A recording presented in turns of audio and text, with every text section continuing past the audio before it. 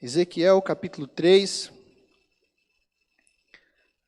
dos versos 16 ao verso 21. Assim diz a palavra do nosso Deus.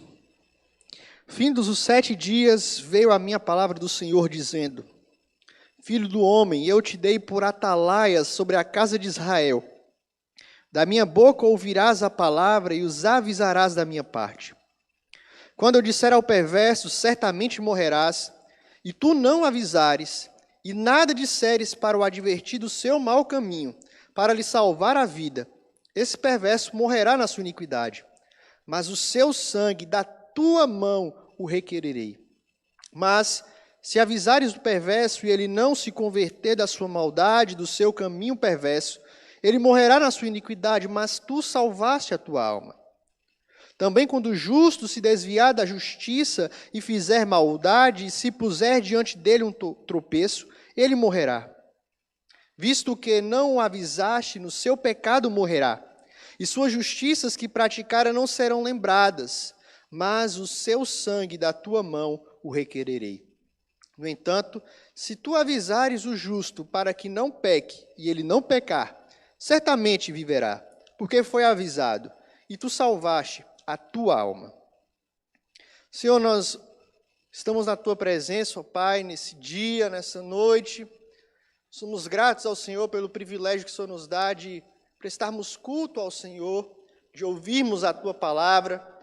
E nesse momento, ó Deus, nós pedimos que o Senhor fale conosco, que o Senhor nos desperte nessa noite, que o Senhor nos encoraje, à luz da tua palavra, a te obedecer, a viver aquilo que o Senhor nos chamou para fazer, Deus. É no nome de Jesus que nós oramos e agradecemos por aquilo que o Senhor tem feito em nossas vidas, hoje e sempre. Amém. Uma das marcas do povo de Deus, da igreja do Senhor, é que o povo de Deus é um povo santo. A igreja do Senhor é uma igreja santa. E a palavra santo, kadosh no hebraico, significa cortar, separar. Walter Eckridott, um especialista no Antigo Testamento, ele diz que santo é tudo aquilo que é separado, retirado do uso comum. O pastor Heber Campos, ele aponta que, nesse sentido, todas as coisas que foram separadas para algo específico, para algo exclusivo, são coisas santas. As vestes sacerdotais que eram separadas para os sacerdotes eram santas. O lugar específico para a preparação do sacrifício era santo. Os vasos usados no templo eram santos. Ou seja, tudo aquilo que de modo específico era usado para Deus era considerado santo. Esses objetos, esses instrumentos, embora eles não possuam nenhuma conotação moral, nem a ideia da majestade santa do nosso Deus, eles nos mostram que são separados, eles eram usados com um propósito específico. E nós igualmente, nós povo de Deus, nós igreja do Senhor, nós também somos santos. Somos separados para uma missão. Somos separados como povo de Deus, somos separados para um propósito que o Senhor nos chamou a fazer. O Senhor aqui no capítulo 3 separou o profeta Ezequiel para executar uma missão muito difícil, árdua, mas uma missão muito importante. Se voltarmos os olhos para o capítulo 2, nós iremos ver a primeira mensagem de comissionamento desse profeta. O Senhor convocou Ezequiel para proclamar as suas palavras para um povo rebelde, um povo difícil, de duro coração. E ele foi alertado de que o povo não ouviria as suas palavras. As palavras aqui expressas no rolo, entregue para o profeta Ezequiel, foi engolida por ele. E trazia consigo uma mensagem de lamentação, de suspiros, de ais. Esse homem tinha 30 anos de idade quando ele foi chamado pelo Senhor para ser profeta. Ele estava vivendo aqui no cativeiro da Babilônia, num período em que ele registrou esses escritos que vão compor o seu livro. E temos aqui no capítulo 3, um segundo discurso desse comissionamento desse profeta. E Deus repete que esse homem estava sendo separado para um povo que não iria lhe ouvir. A ordem foi renovada para o profeta e ele deveria falar apenas aquilo que estava na palavra de Deus. Nem uma palavra a menos, nem uma palavra a mais, somente aquilo que estava no rolo santo, somente aquilo que estava na palavra do Senhor, somente aquilo que o Senhor dissesse para ele dizer, é que o profeta deveria proferir. Mas aqui nós observamos ainda uma pequena alteração que reforça aqui que esse homem deveria pregar a palavra de Deus, e somente a palavra de Deus. Proibido aqui de acrescentar ou subtrair qualquer coisa dessa palavra. Ele não é livre para utilizar expressões fora daquilo que o Senhor havia colocado. A voz do profeta seria a voz do próprio Deus falando através dele. E ao observar a vida desse homem, e ao observar o ministério desse homem, e ao observar o chamado desse homem, nós somos convidados aqui, queridos, a refletir sobre o tema separados para uma missão. Para que fomos separados? Qual o propósito de sermos separados? Em primeiro lugar, nós percebemos aqui que fomos separados para sermos atalaias do Senhor. Veja os versos 16 e 17. Depois que Ezequiel teve aquela visão e teve que engolir o rolo do Senhor, com a palavra do Senhor, 7 dias se passaram para ele recuperar desse choque, dessa chamada extraordinária, maravilhosa.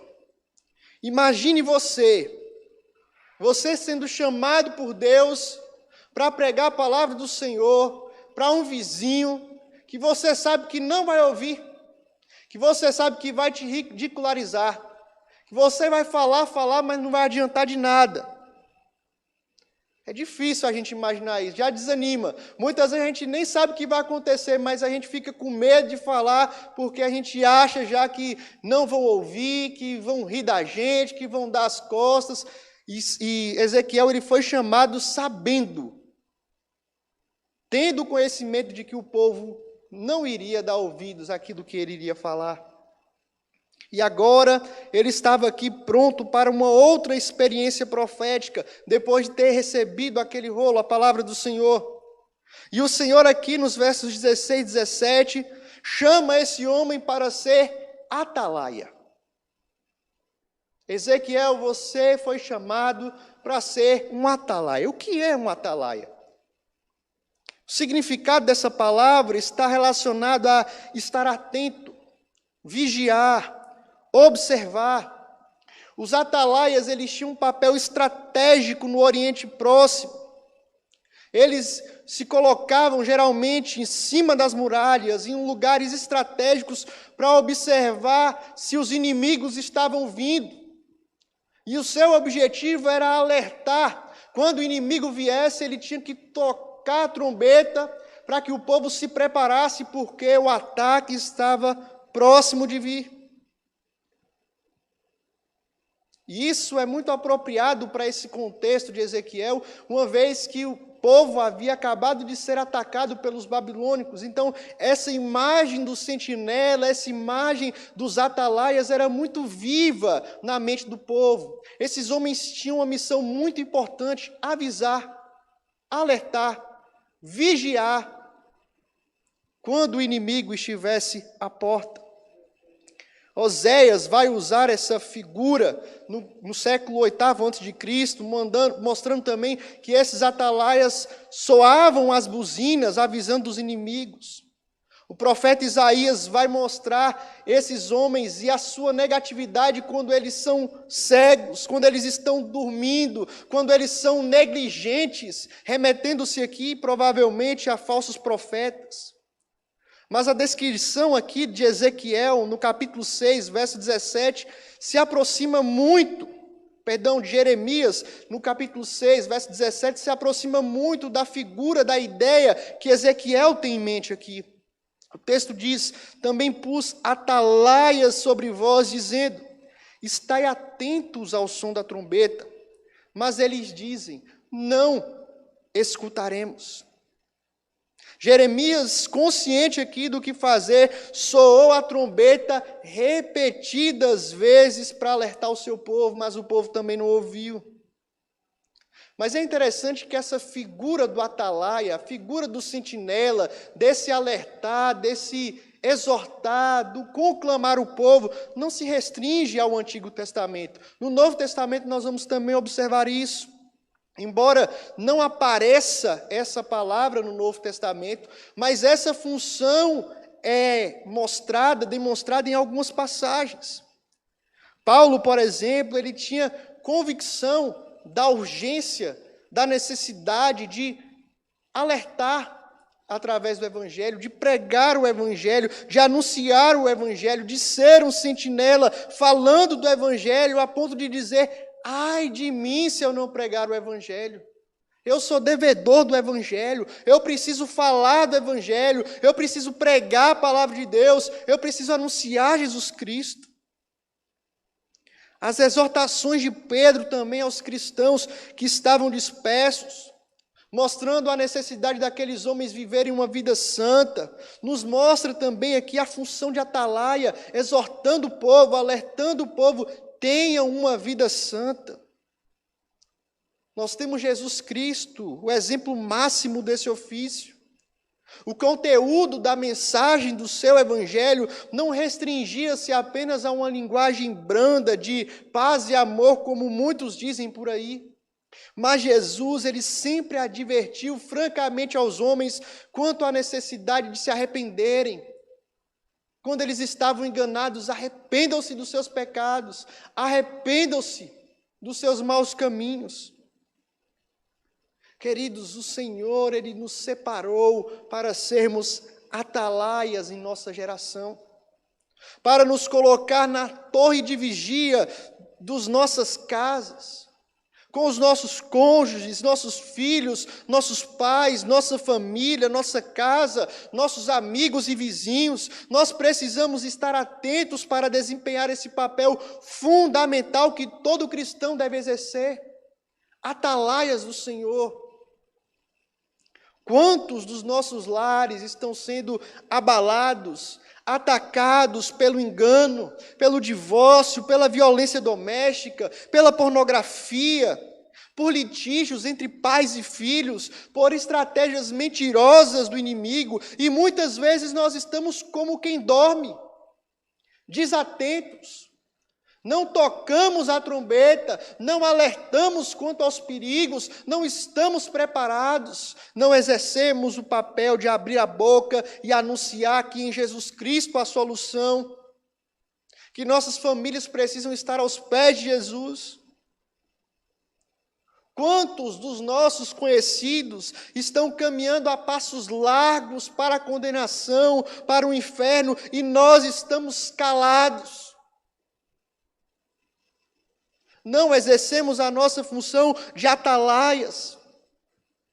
Eles continuam vivendo para eles mesmos.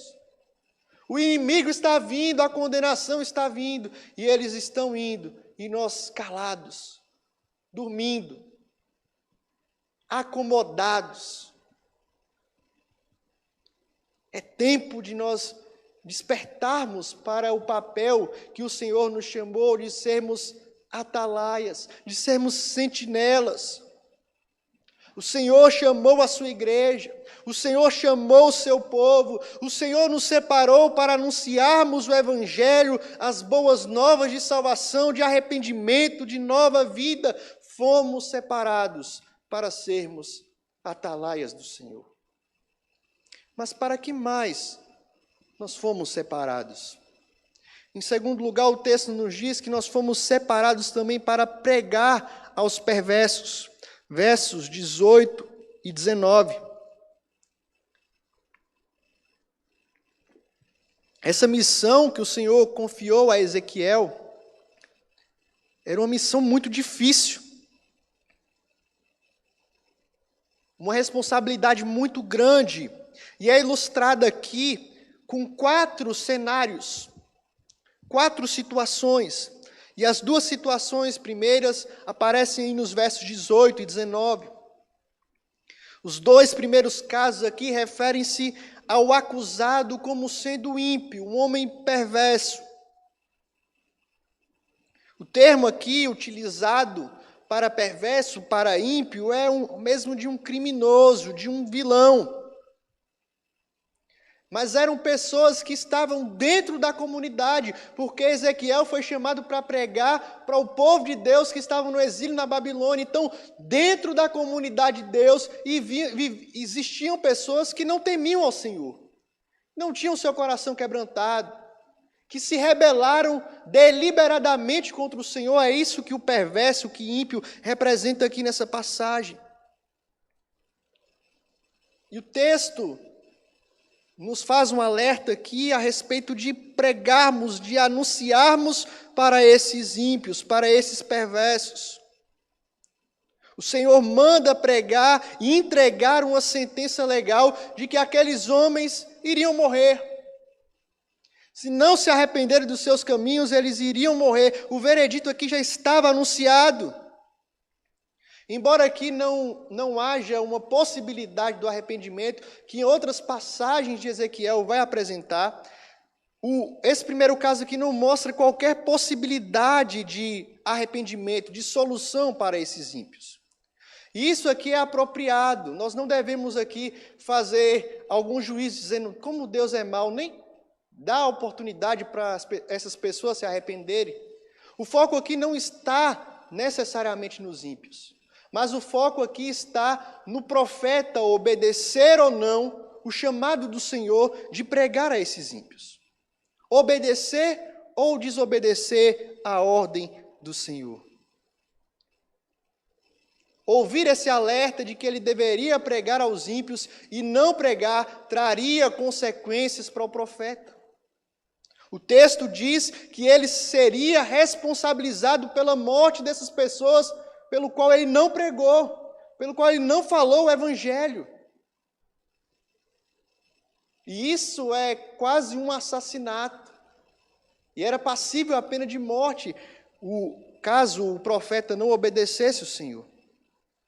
O segundo caso também é idêntico ao primeiro, exceto pelo fato de que o profeta entrega a palavra de Deus, o ímpio ouve, mas não obedece, não se converte, ele morre por causa dos seus pecados, ele é condenado, mas o profeta, ele obedeceu a palavra de Deus e por causa disso ele é recompensado, ele é absolvido, ele pode manter a sua vida. É interessante que nos evangelhos, nós observamos Jesus advertindo diversas vezes os ímpios, os perversos, quanto aos seus maus caminhos. O capítulo 23 do Evangelho de Mateus, por exemplo, nos mostra muito bem o alerta de Cristo aos escribas, aos fariseus, chamando eles de hipócritas, porque eles não viviam aquilo que eles pregavam.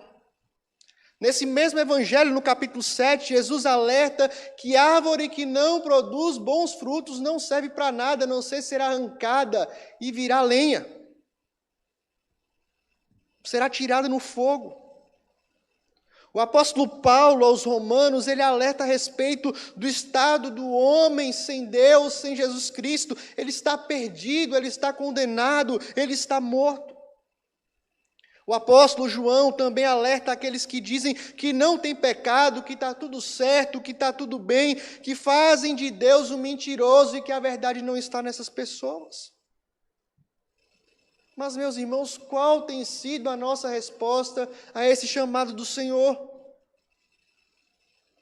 Nós fomos chamados, resgatados pelo sangue do Cordeiro e recebemos a missão de enviar essa mensagem, proclamar essa mensagem a todos os homens. Inclusive a mensagem de condenação para aquele que não se arrepende dos seus pecados. Tenha em mente, queridos, que a sua preocupação não deve ser tentar converter o seu vizinho, o seu amigo, o seu parente. Sua preocupação não é pensar se ele vai ou não se converter. Isso é ação do Espírito Santo. Mas a nossa responsabilidade, a nossa preocupação deve ser obedecer o chamado do Senhor de anunciar, de pregar, de falar de Jesus, de falar da palavra de Deus, de pregar o Evangelho, de cumprir a nossa missão. Caso contrário, a palavra é muito clara, que quando nós não fazemos isso, o Senhor requererá de nós o sangue dessas pessoas. Você já parou para pensar nisso? Quantas pessoas conhecidas estão à nossa volta padecendo e nós estamos calados? Que o Senhor nos livre de tamanha culpa.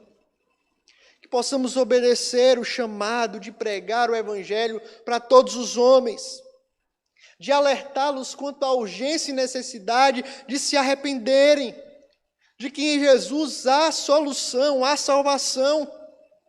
Precisamos obedecer esse chamado.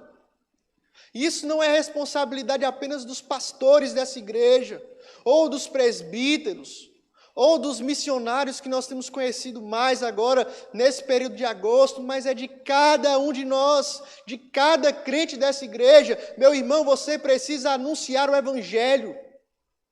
Se você de fato foi separado pelo Senhor, eleito do Senhor, faz parte do povo de Deus, a responsabilidade é sua, anunciar o Evangelho. Existem consequências para aqueles que não pregam a palavra de Deus. Fomos separados para pregar aos perversos, aos ímpios. Mas para o que mais fomos separados? Em terceiro e último lugar, nós observamos que fomos separados para pregar aos justos. Veja os versos 20 e 21. Esses outros dois casos mostram que Ezequiel deveria pregar a pessoas justas, as pessoas que conheciam a palavra de Deus. Mas o terceiro caso mostra que alguém que costumava ali estar na igreja, andar bem, participava, tinha cargo na igreja, mas ela se desviou. Ela deixou os caminhos do Senhor, foi para o mal. Mas sua demonstração aqui, sua atitude é que agora ele se rebela contra o Senhor, contra a sua palavra. E em resposta a isso aqui, o Senhor leva essa pessoa a um obstáculo. Existe um obstáculo, uma pedra de tropeço que vai fazer com que essa pessoa caia, que vai fazer com que essa pessoa morra. Nós vamos observar isso nesse texto. Mas o que é esse tropeço aqui? Não é algo que coloca Deus como culpado por causa dessa queda, da queda da pessoa, como se o pecado fosse algo inevitável, tornando Deus aqui diretamente responsável pela queda dessa pessoa. Nós sabemos, e a palavra nos diz, que nós somos tentados pelas nossas próprias inclinações. Mas é interessante observar que esse tropeço, ele não acontece de uma forma repentina, de uma hora para outra, mas acontece de forma progressiva.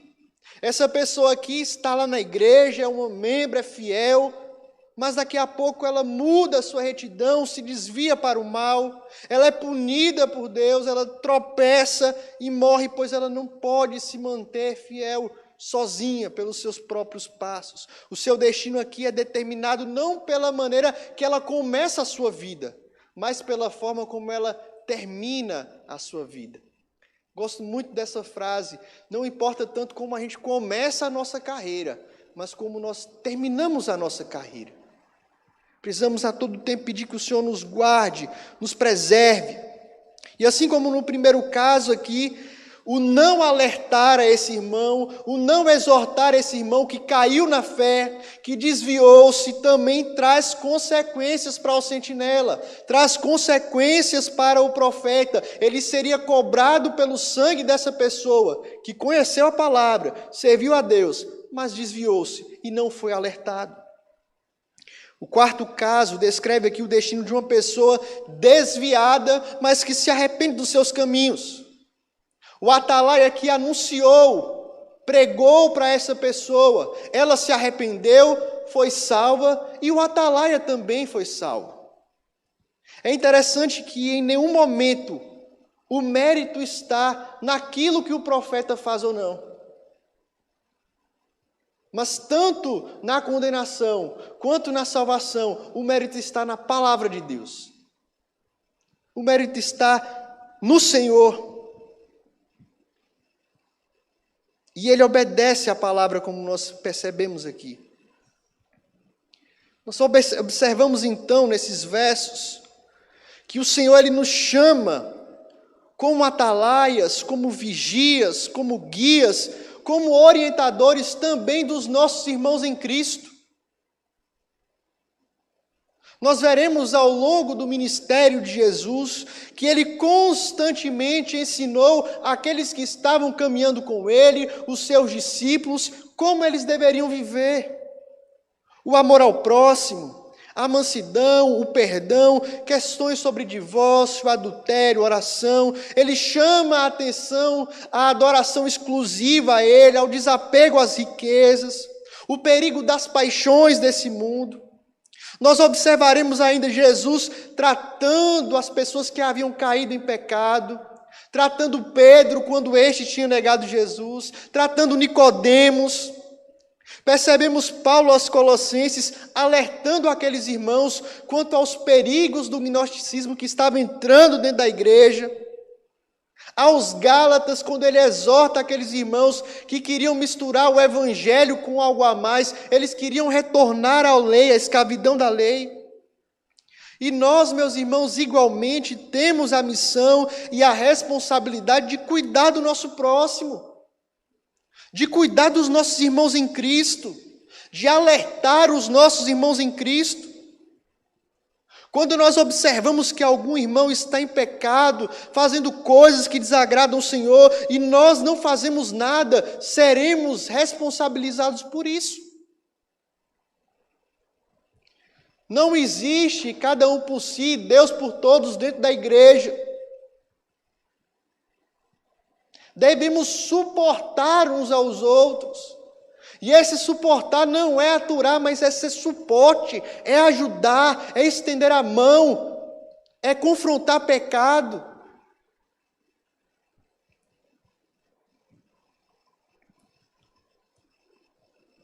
Quantos de nós não conhecemos irmãos que sonegam impostos, que vivem em promiscuidade, que roubam do Senhor o tempo e o dinheiro, a sua adoração, que possuem uma vida dupla, uma no meio da igreja e outra fora dela. E nós simplesmente fazemos vista grossa. Não alertamos esses irmãos, não repreendemos esses irmãos. Somos tomados pelo pensamento egoísta da nossa sociedade. Cada um faz o que quer com a sua vida. Eu não tenho nada a ver com meu irmão.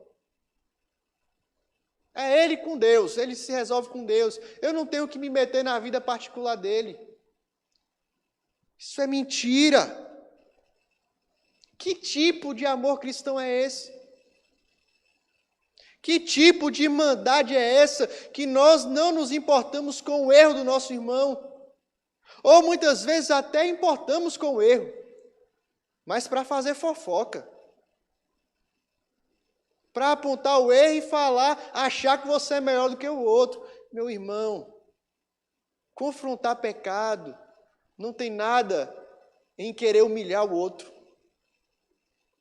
em querer se mostrar melhor do que o outro, mais santo que o outro. Muito pelo contrário, é caminhar junto, é orar junto, é estudar a palavra de Deus junto, é discipulado.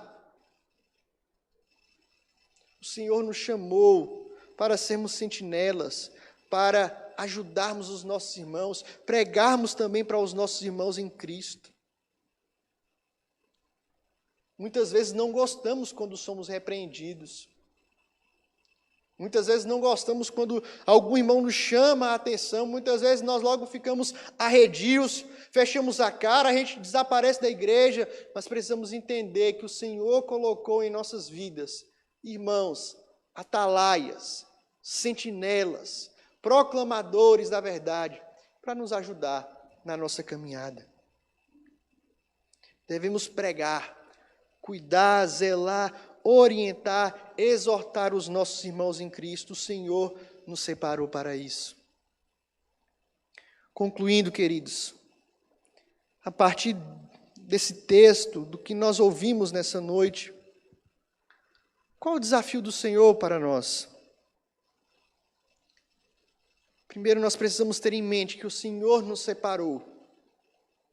O Senhor separou cada irmão, cada membro da Igreja Presbiteriana de Jardim Camburi. Não apenas o pastor Ronildo, o pastor Joás, o pastor André, mas separou você que está aí na sua casa. Você que é servo de Deus, Ele te separou para ser um atalaia, para ser um sentinela, para anunciar a palavra dEle de esperança, de salvação, de arrependimento a todos. E o fato dele ter nos escolhido é uma grande bênção, é um grande privilégio, que maravilha! O Senhor te salvou, dê graças a Deus por isso. Mas Ele não chamou você para ficar no conforto da sua casa, do banco dessa igreja, nesse ar-condicionado, mas Ele chamou você para pregar o Evangelho. Ele chamou você para anunciar, em qualquer lugar que você estiver. Se você tem dúvida em como fazer isso, pastor, eu não sei. É a palavra. É a Bíblia. Ezequiel foi chamado para falar a palavra de Deus. O rolo que continha a palavra do Senhor. Somente isso. É isso que o Senhor quer que você faça. Compartilhe a Bíblia. Se proponha a estudar a Bíblia com alguém. Os evangelhos. A vida de Jesus, o seu ministério. Fale, pregue a palavra, em tempo, em fora de tempo. Ela tem poder, ela é suficiente. É através do seu ouvir que vem a salvação. Pregue a palavra de Deus. Em segundo lugar, nós fomos separados para anunciar ao homem pecador que sem Jesus ele está fadado à condenação. Infelizmente, as mensagens de hoje tendem a ser mais um amaciamento de ego do que propriamente uma exposição da verdade. É muito mais um diálogo, uma exposição de autoajuda, que quer mostrar que você pode, pense positivo, você é mais, você é lindo, você pode todas as coisas. Mas que não confrontam o pecado, que não mostra a condição do homem sem Jesus.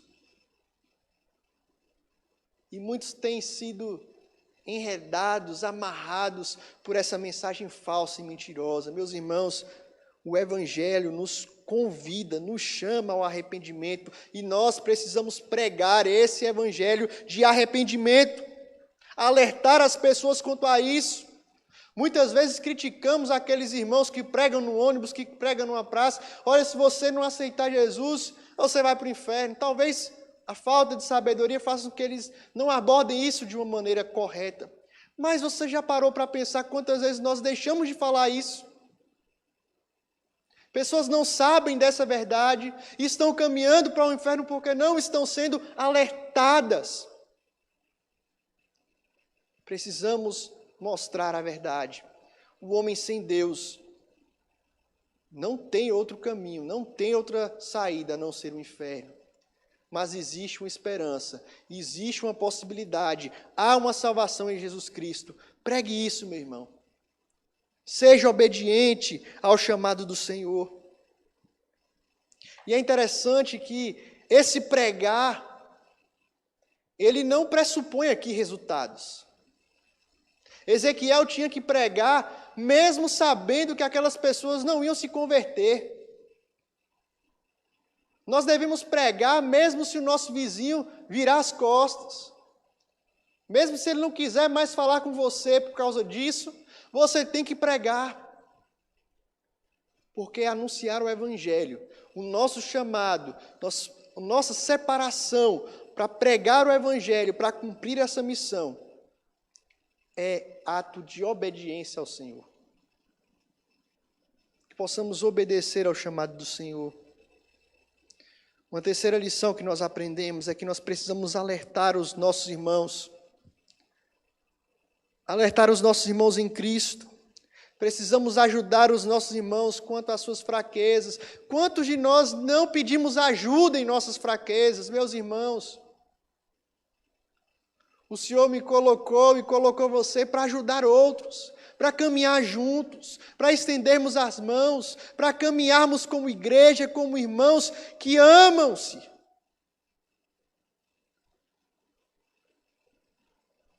Pregue, ajude o seu irmão. Não seja omisso se ele estiver fazendo alguma coisa errada. Corrija e exorte com amor. Confronte com amor. O Senhor, nessa noite, Ele nos alertou para uma missão que Ele nos deu, para um chamado que Ele nos deu. Como nós temos recebido essa mensagem? Como temos recebido esse chamado? Como estamos respondendo ao chamado de Deus para sermos atalaias, para pregarmos o Evangelho tanto a ímpios quanto a justos? Que o Senhor nos dê um coração disposto a obedecê-lo, a sermos verdadeiros atalaias, mensageiros do Senhor.